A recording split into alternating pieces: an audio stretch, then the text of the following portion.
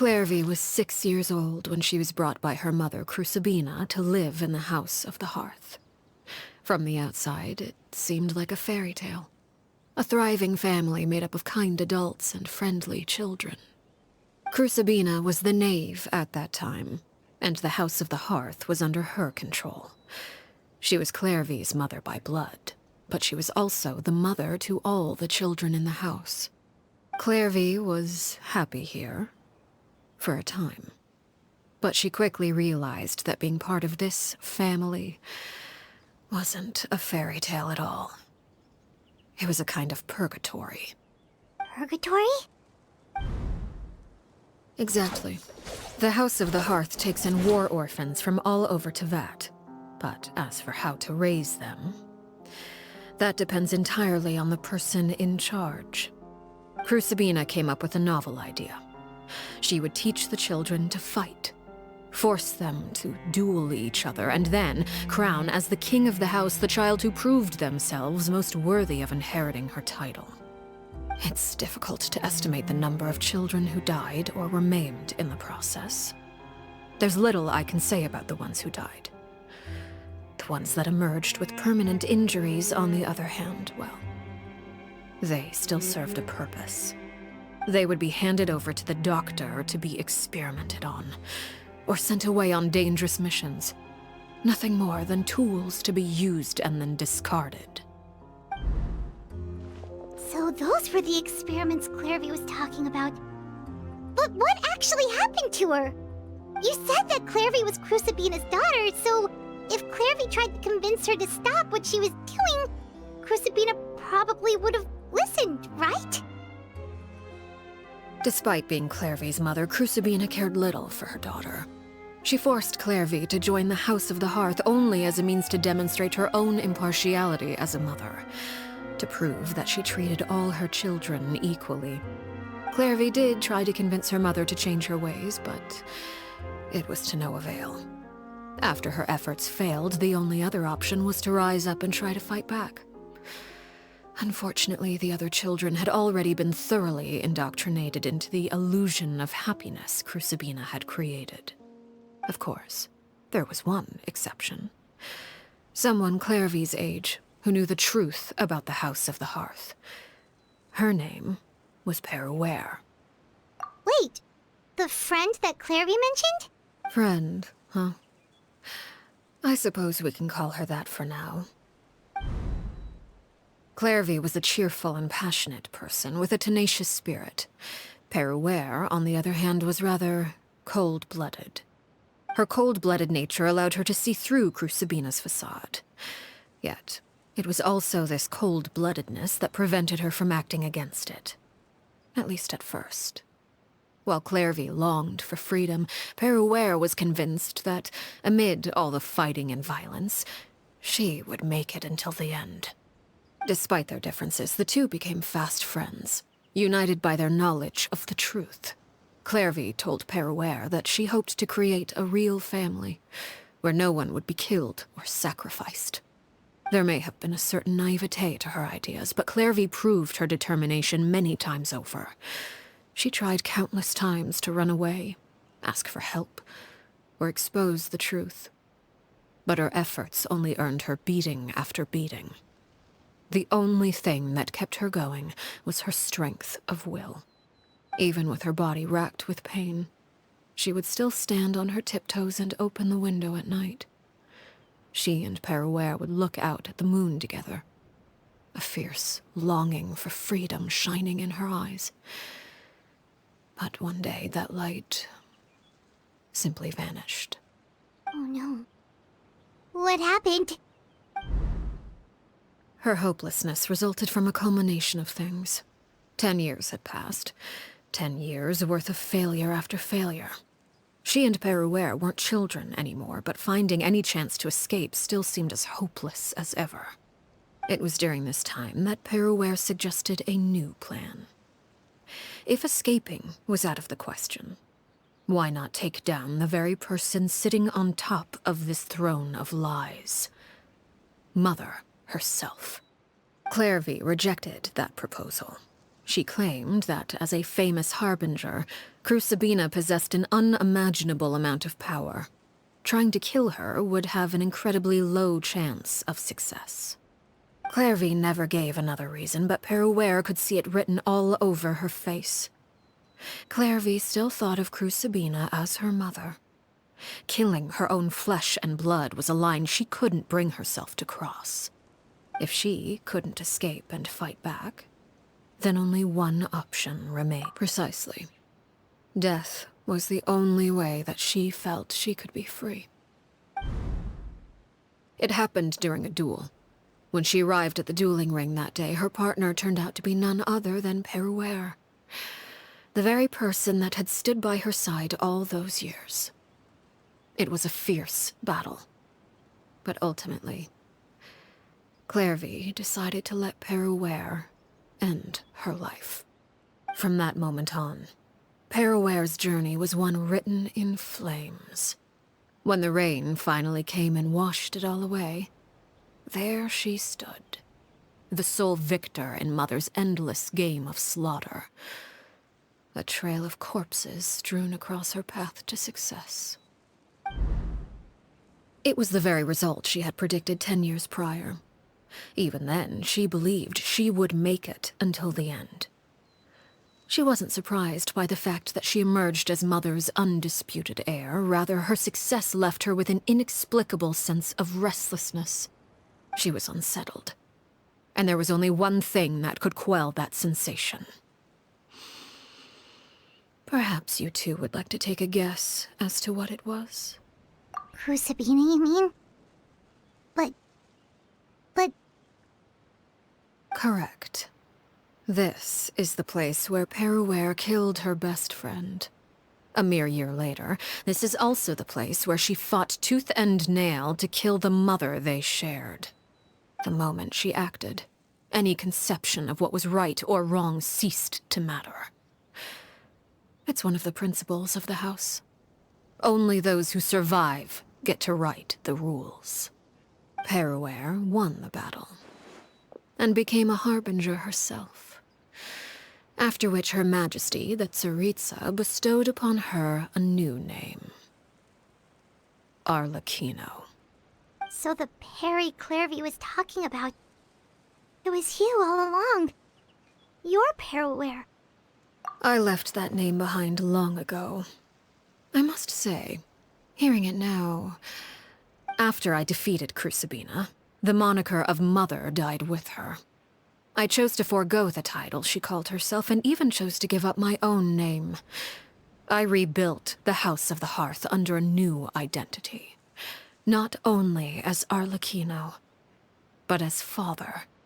And that is where the story ends. Any more questions? Yeah. Based on what you just told us, Clairvy wasn't a little kid when she was killed. So the Clairvy we met... Was she really a spirit at all? I suppose you could call her an illusion born of flame. Her existence is like ashes to a fire. Something left over in the wake of blaze and ruin. You see, a certain power runs through my veins. It's not unlike a curse. My flames leave behind shadows of anything they consume. Of course, the chances of those shadows morphing into a sentient entity are exceedingly slim. Clairvy is a very special case. Clairvy died when she was 16 years old, but what emerged from the flames was her 6-year-old self. Her appearance wasn't the only thing affected. Most of her memories were lost to the blaze as well. Memory is a mysterious thing indeed. Losing a portion of your memories will alter your sense of self. Lose 10 years' worth, however, and it would be like living in the past. Like returning to a version of yourself that never grew up. No wonder Paimon got such a weird feeling when we were talking to her. Perhaps I should put it this way. Clairvy is someone trapped in time. It may seem like she exists with us in the present, but she truly lives in the confines of her own past. So if all of that is true, then you must have known about Clairvy for a long time. Indeed. She's a rather volatile and unstable entity. Sometimes she would look after the children. She's even saved some of their lives. But other times, she would hide from me and become obsessed with revealing the truth about the house to anyone who will listen. Shadows don't have the capacity to learn or grow. Any new information they encounter is quickly forgotten over time. Your attempts to expose Clairvy to sunlight. They failed, yes? The reason is actually quite simple. In Clairvy's mind, the house is impossible to escape. And it is this very perception that traps her there. But no matter. All I have to do is kill her again, and all will be resolved. I don't anticipate so much as a single speck of ash will be left behind this time. Wait! Paimon can understand why you might want her gone, but isn't there another way? So what if she's trapped in her 6-year-old self? She's still your friend! At least talk to her first! It's too late for that. She broke the rules, and now she must be punished. That goes for Filial and Nantoy as well. She's had quite the effect on them. I hope you understand. The difference between Crucibina and myself lies in our formulation of the rules, not our policy for enforcing them. Upholding the rules without question is a trait we both share, because that is how a household should be run. Is this really what you want to do? Whatever could you mean? Don't you want to say a proper goodbye at least? Whether as a killer or as a father, there are two things that must be avoided at all costs. Anger and sorrow. Anger makes you impulsive. Sorrow causes you to waver. Well, it appears it's about time to proceed. Before we arrived, I told some of my well-behaved children to bring our troublemakers here by nightfall. I do believe I've kept my end of the deal. I gave your friends quite a bit more time. As for what happens now, we'll just have to...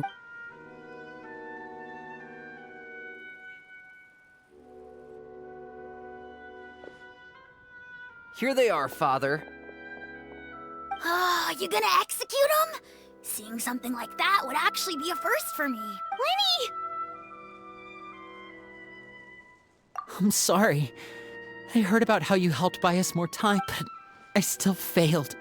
I couldn't find a way to fulfill her Huh? Are you... Indeed, it's been a while, Clairvy. Perry! Shh, stay right there. I'm sorry to postpone our reunion, but first, I believe certain scores need settling.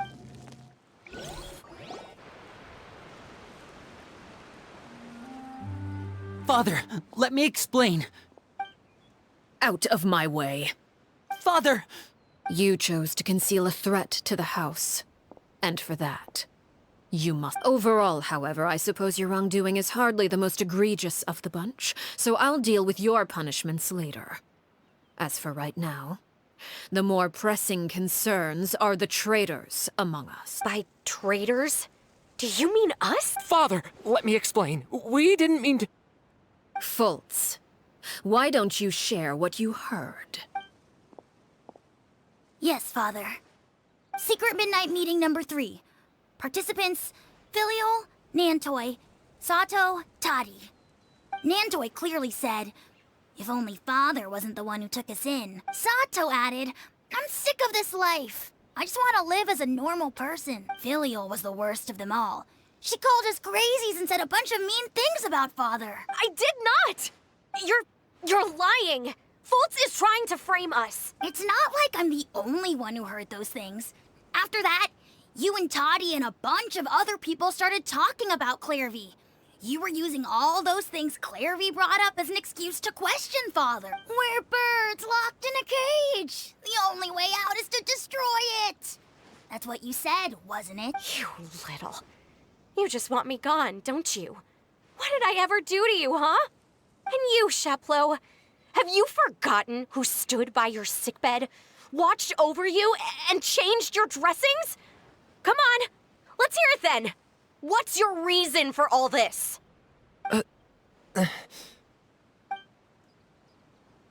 You're wrong, Filial. We don't want you to die. You're our family. Liar. You wouldn't be doing this if that were the case. So, We all live in the House of the Hearth. You know the type of work a single betrayal can cost dozens of us our lives. It's not like it's never happened before.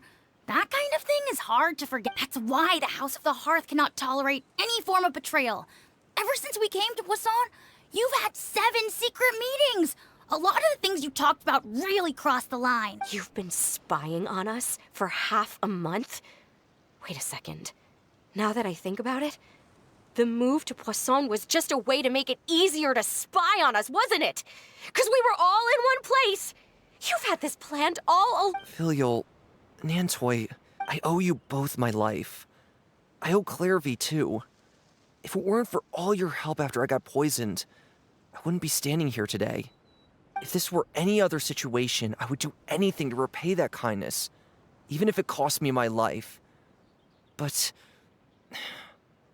rules are rules. I'm sorry. My hands are tied. Why? That's enough, Filial. We made a mistake, and we should own up to it. We broke the rules, plain and simple. And now we have to face the consequences. I'm sorry, Chapleau. Foltz. I'm sorry, Father. We... Chapleau, according to the rules of the House of the Hearth, how should these All those who betray the house pay with their lives. And so it shall be.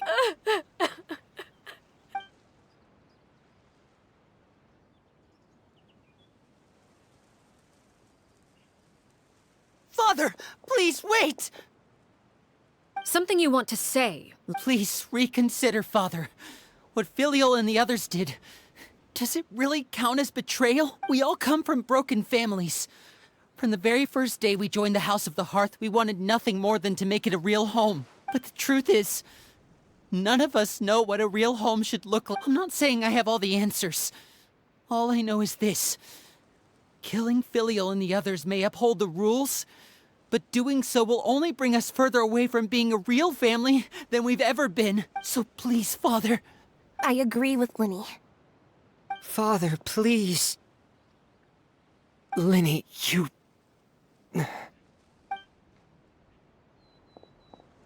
I also agree with Linny. An order once given cannot be rescinded. However, given the extent of your determination, I suppose we shall have to go about this a different way. Draw your weapons and face me. Our weapons? Father, are you referring to a duel? Precisely. The rules of the house will not be altered. Traitors must be punished. However, resolving disputes with a duel is also one of our rules, one that also applies to me. Demonstrate a sufficient showing of strength, and I shall offer a concession. Wait. Bede. Impossible. Father is way too strong.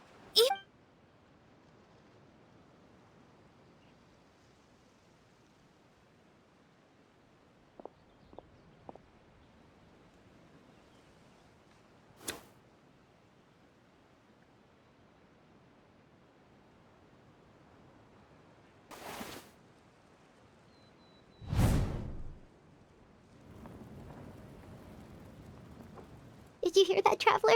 Lenny and the others have to duel the knave. What should we do? Can they really? If they lose, those people from the house are really gonna be executed.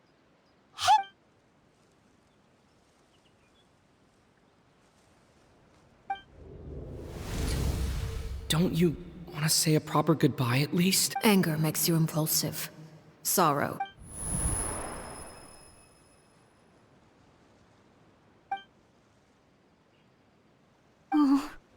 Looking at that expression on her face, she seems really serious about this. Guess that means there's no chance she's throwing the duel on purpose, huh? When guests are around, families are often on their best behavior. And any disputes are less likely to escalate. When the time comes, make the choice that you deem most appropriate in the situation, and lend your help to the House of... What's wrong, Traveler? Hey, where are you going? Traveler?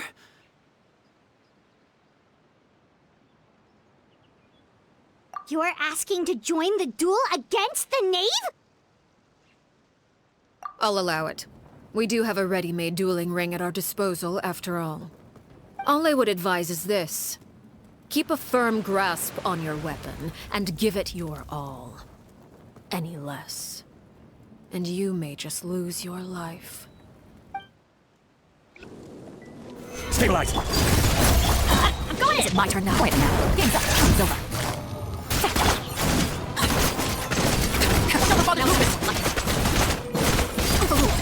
With the fall of darkness, destruction shall rise. We'll have order. Have a taste of purgatory. Father's even stronger than I expected. Solidify! Light up! Everybody stand back! Trapped like a bunch of helpless animals.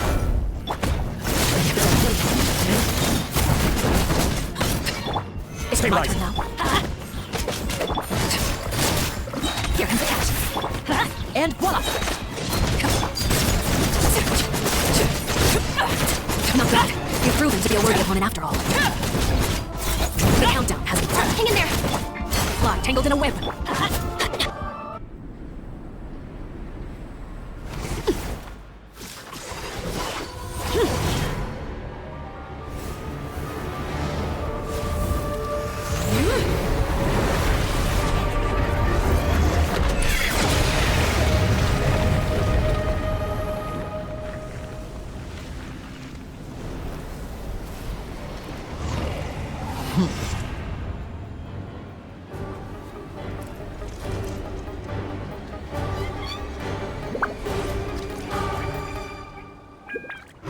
Practice has been seared away. Solidify! My blade is all that remains.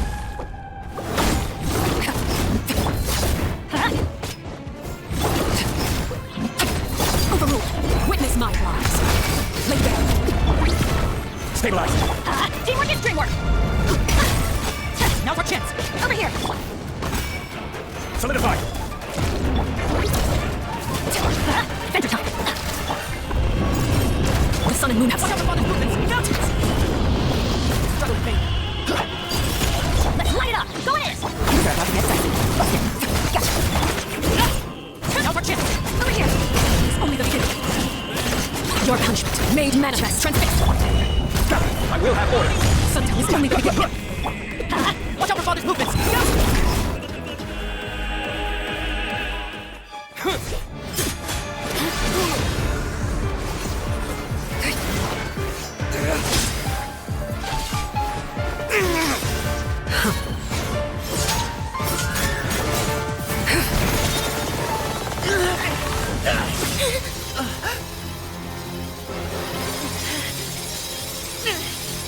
You should know better than to crowd in one place.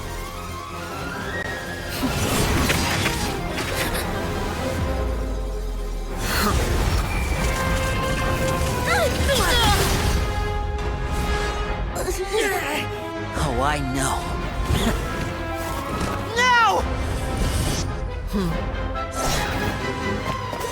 I'm sorry, Father!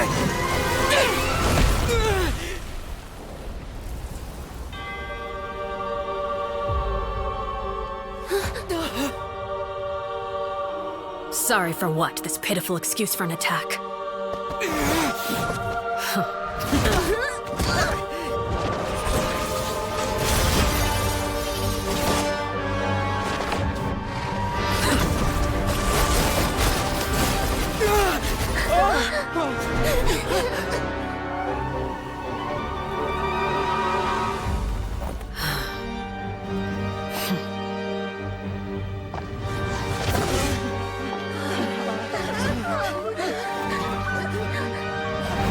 Father, no!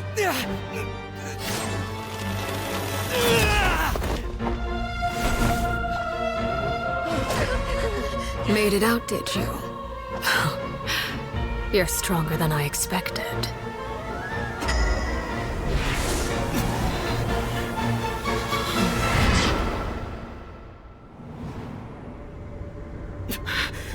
A crimson moon? I can't move.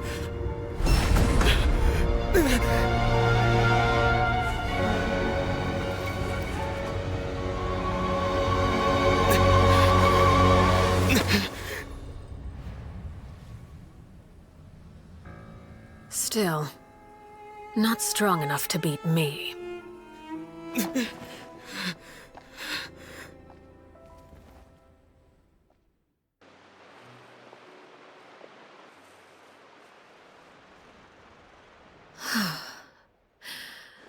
I believe we can end things here.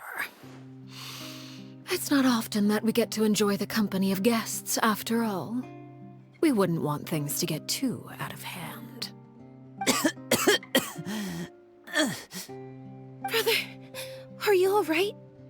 Lenny. Given that I am the victor of this duel, as agreed, the punishment stands. No! I never thought things would end like this. However, everyone involved in the duel demonstrated a remarkable level of strength and determination. In light of this, I'm prepared to change the method of execution. Elwar, the bottled flames I gave you for safekeeping. Do you still have them? Yes? I wasn't sure what they were for, but I've kept them super safe. I didn't lose a single one. Wonderful. Then, in just a moment, I'll have you administer them. Bottled flames? Indeed. They're the product of a secret experiment. Under certain special circumstances, flames can be extracted from my person and preserved. Once ingested, searing pain will spread across every inch of your body. No harm will come to you physically, but your memories will be burned away. If you can withstand the pain. When you awake, you'll have forgotten everything you know about the House of the Hearth, and will be expelled from the organization. In other words, administering this concoction will kill the version of you that grew up in the house, and give you a new identity.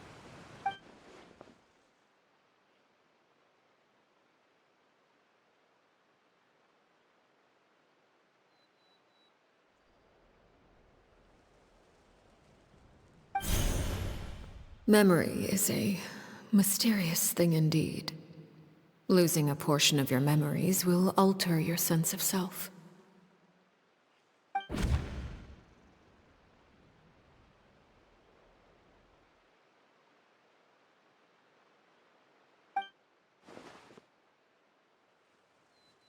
So, you're just letting us... You misunderstand.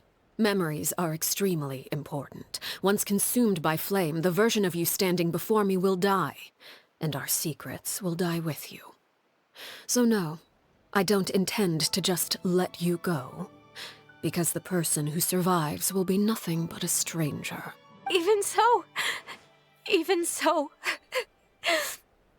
I won't have to live in fear anymore. I'm sorry, Father. I'm sorry I let you down. But I really... Don't cry, Filial. You haven't left the house yet, so there are still rules to be followed, yes? Remember what I taught you. Anger makes you impulsive, sorrow causes you to waver. Don't let yourself be controlled by your emotions. Of course. Dry your tears, and go pursue the life you really want. Yes, Father. Chaplot, Foltz, Elwar. Take them back to Poisson. And bring Linny and the others as well. I prepared 3 extra vials of bottled flames. As for whether to take them, the choice is yours. Goodbye, children. The next time we meet, I will no longer be your father. Thank you for all you've done for the house. I hope you have bright futures ahead of you.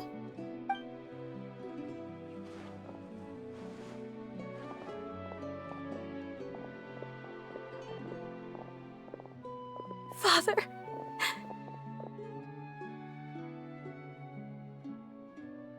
Let's go.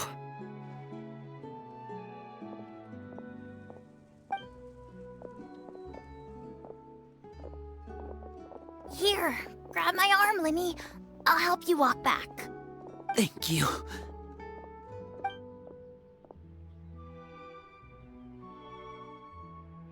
Clairvy.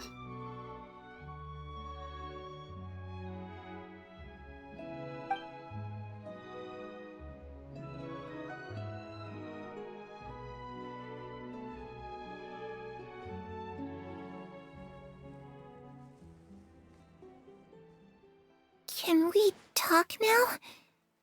I've been waiting for a super long time. You really are Perry, aren't you? I haven't seen you in so long. How come you're all grown up? Wait, did I somehow travel to the future on accident? Or am I dreaming? What a long dream. Neither. You died, Clairvy. That's what happened. You could have at least sugarcoated it a little. Look, she's so speechless. Oh. Huh? That's it? You accepted it just like that? Yep. If that's what Perry says happened, then I believe her. Perry wouldn't lie to me. Plus, I don't really need to know why I'm like this. I'm more curious about what happens in the future. If you're a harbinger now, Perry, that means Mother is gone, isn't she? Can you tell me about it? I want to know what happened to her. And to me. You never stopped trying to defy fate. At first, no one believed you. You could only vent your frustrations to the moon. In fact, you often sought comfort in the night sky. You wanted to see the aurora, so one night we promised each other we would go to Snezhnaya to see it together. Later on, you tried to run away, but you were brought back each time. Mother spared your life, but it wasn't out of kindness. Instead, she decided to make an example of you by slowly torturing you over time. That way, the other children would know what happens to traitors. Still, you never gave up. Mother hoped that through ruthless duel after ruthless duel, she would be able to crown an ultimate victor among the children she raised.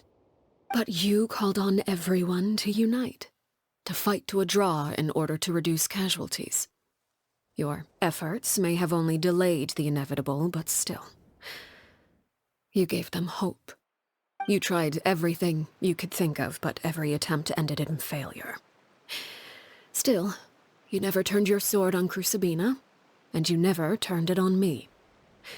On that gloomy day, you told me, "For the last 16 years of my life, I've done everything I can to fight for freedom. But now, I realize that the only freedom I truly possess is the freedom to choose to die." I never imagined I would say something like that. I must have been feeling really worn down. But somehow, I still think I understand. According to Mother's plan, only one of us was going to make it until the end. And I always hoped that person would be you. If I could do it all over again, I still don't think I would make a different choice. Even when I first met you, I knew you'd be able to do what I couldn't. Is that so? Even now, I'm not sure I truly understand what kind of freedom you were trying to pursue. But as the head of the House of the Hearth and as the children's father, I've tried to give them the most basic of freedoms. The freedom to choose their own fate. It's something I discussed with the Iudex of Fontaine. The children who want to leave the house will have their memories wiped clean of all secrets pertaining to the organization.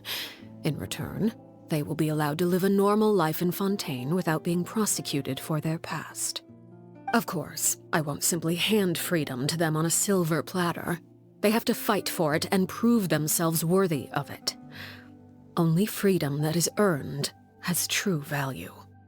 That's more than enough. That's exactly the kind of life I was fighting for. You know, Perry, I think you're a pretty amazing king, and a really great father, too. I'm really happy that you're the one who took over the house. I guess I do have one regret, though. I still haven't seen the outside world. Well, it just so happens that our dear guests over here have been to many nations and traveled to countless places. Perhaps they would be willing to tell you what the outside world is like. Really? Of course! We've traveled all over the place. We've got so many stories, we could probably talk your ears off for 3 days straight!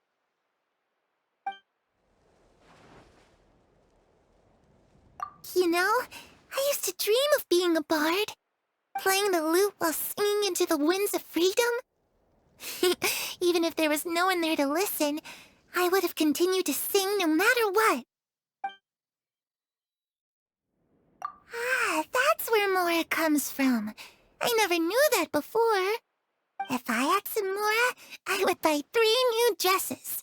One for me, one for Perry, and one for Mother. It's just too bad Perry doesn't like wearing dresses. And Mother, well, she probably wouldn't accept something like that either. I guess I'd just have to keep them all for me then. I could wear a different one every day.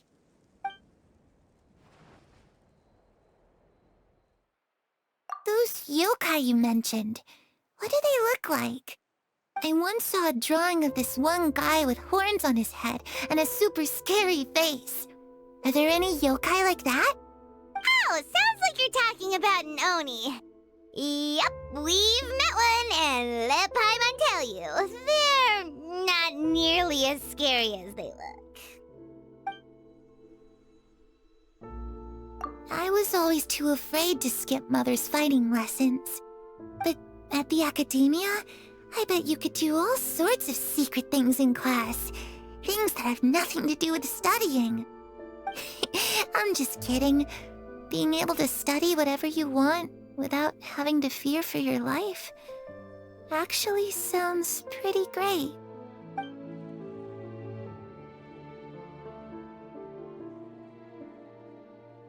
The situation was super dangerous. Lenny and Lynette were accused of committing a crime, and they were going to have to stand trial at the Opera Epicles. Oh no! That must have been hard for all of you. What happened next?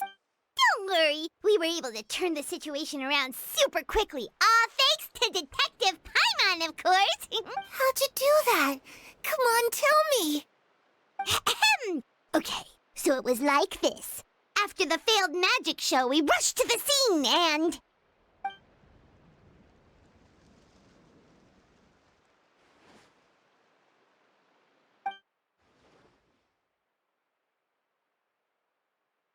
Shadows don't have the capacity to learn or grow. Any new information they encounter is quickly forgotten over time.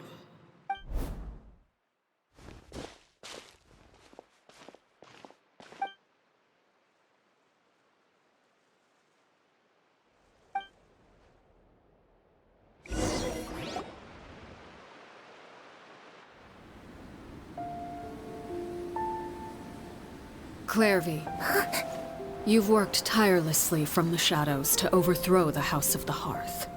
Now, by my authority as the Knave, I shall announce how this matter ends. You are hereby expelled from the House of the Hearth. You are no longer tied to this place, nor are you bound by its rules. You're saying that I can finally leave? I get to experience the outside world as well? Oh, I almost forgot. There's no getting older for me. Still, seeing who you grew up to be makes me really happy, Paraware. Take care of yourself. Goodbye. May we meet again someday.